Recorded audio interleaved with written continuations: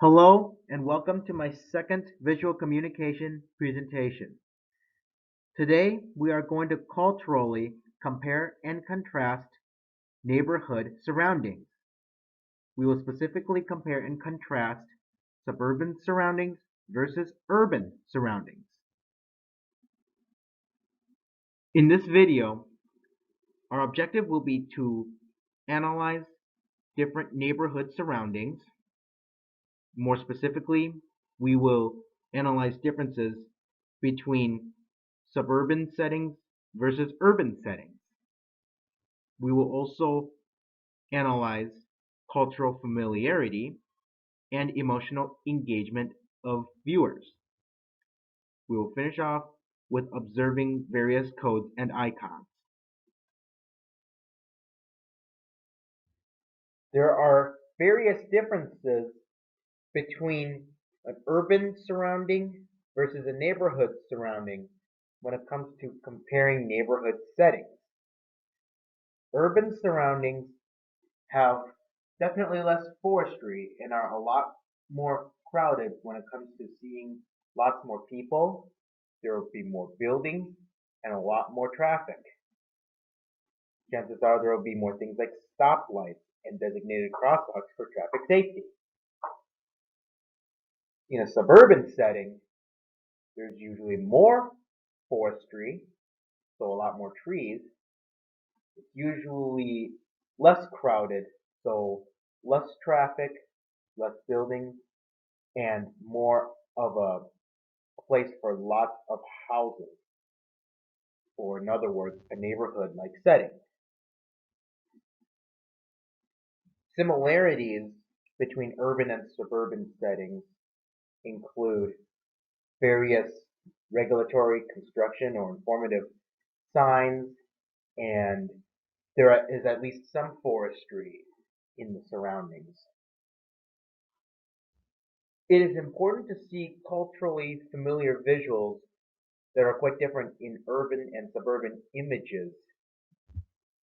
So visual culture can be better explained, and that people are actually seeing what they should anticipate to see and be able to understand what is really like out in the surroundings. Visual culture is, after all, considered a form of art that exists and changes prior to any of us being able to identify it and react to it.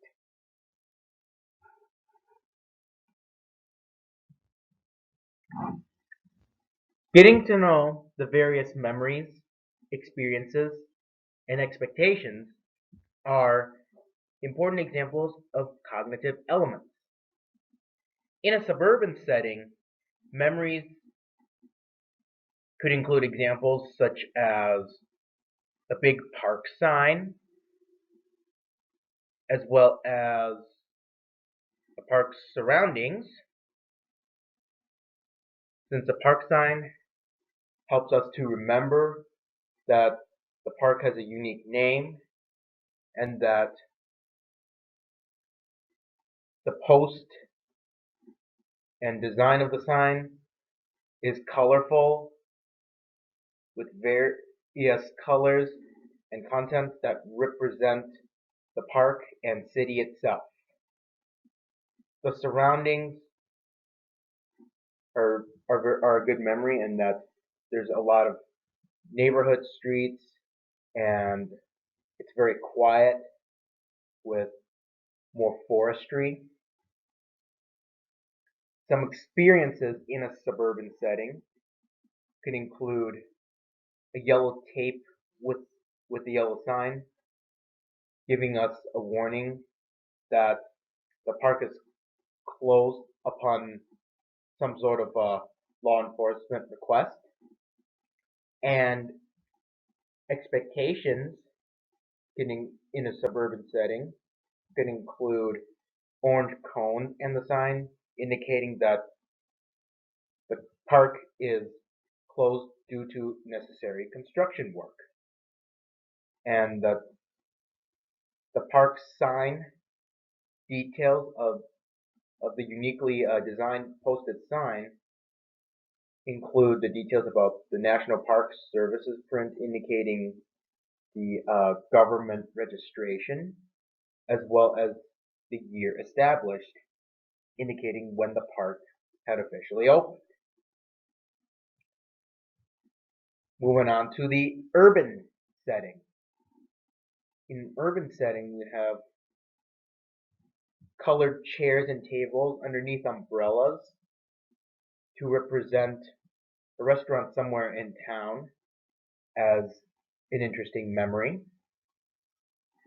Along with that, the rectangular sign that's hanging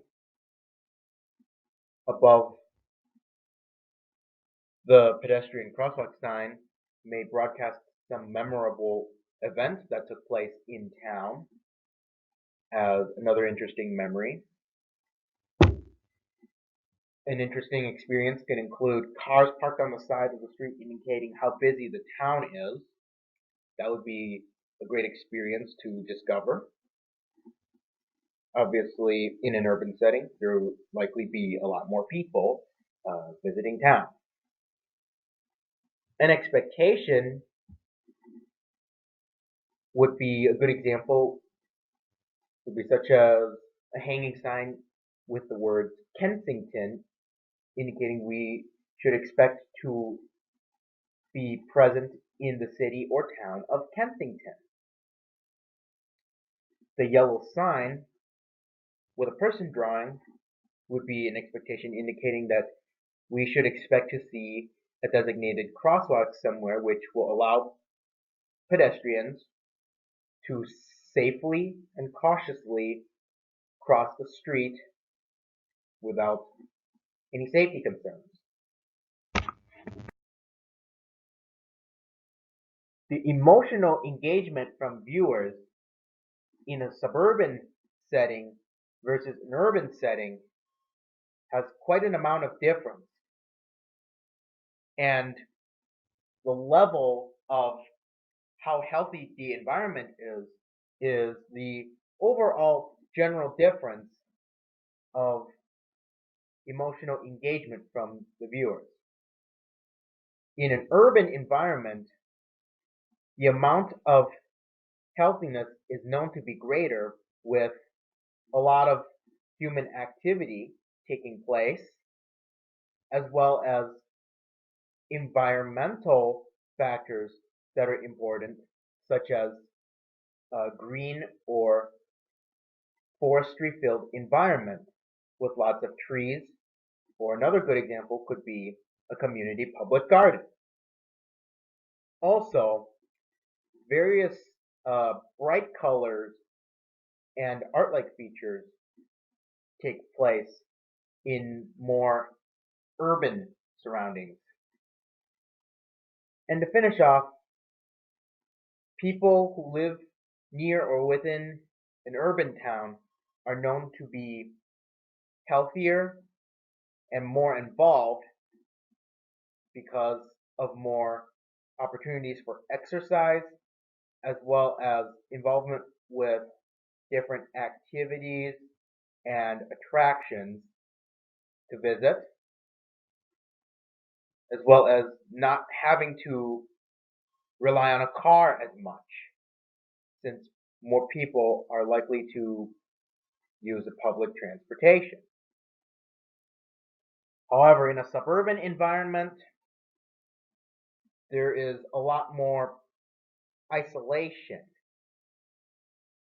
chances are, because people living near very busy highways and other roads can only drive to get around and travel, and the amount of opportunities for exercise is a lot less, and that can likely increase the amount of poor health taking place. Cognitive visual elements include various icons and semiotic codes in different kinds. Different kinds of icons include indexical and symbolic icons. Indexical icons include examples such as traffic lights because they change colors as a way of giving us the connection of understanding when to slow down, when to go, or when to stop. A big hanging sign with Kensington printed gives us the index of the name of the city which we are entering. In a way, just to give the casual connection. There are symbolic icons such as orange cones, which indicate that there is construction going on somewhere and that the cones are there to block off certain areas of a road or path so people cannot enter. There's also a small rectangular sign with a bus icon indicating a symbol for a bus stop or a place where a bus will stop and allow people to enter this part of town as well as allow people to board the bus given that their specific route is assigned to take place over where the bus icon sign is located. There are also various cognitive visual elements that include metonymic, analogical, displaced, and condensed. Metonymic signs or semiotic codes in an urban setting can include the big green sign that says Kensington, so people can infer that they have entered the city of Kensington. Or in a suburban environment, the big wooden sign with the name of park, people can infer that they are nearby at a known public park that is registered and made official. Some examples of analogical semiotic codes can include orange cones and yellow square signs indicating that the park is closed because the yellow sign says park is closed in a suburban setting, and people can infer that they cannot enter the park due to necessary construction. In an urban setting, the yellow sign placed like a diamond and the smaller rectangular sign placed behind the yellow sign we can infer that there are handfuls of people that are along the side of that area off the road and or people may be crossing the street as we're all maybe exploring the town of Kensington.